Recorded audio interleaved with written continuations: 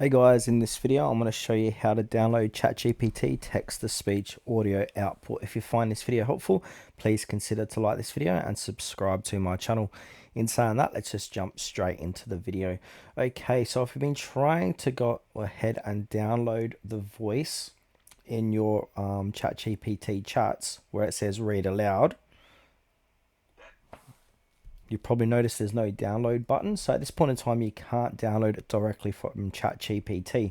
So what I suggest doing is doing a screen record of your actual screen and make sure it captures the audio, and then go ahead and read aloud.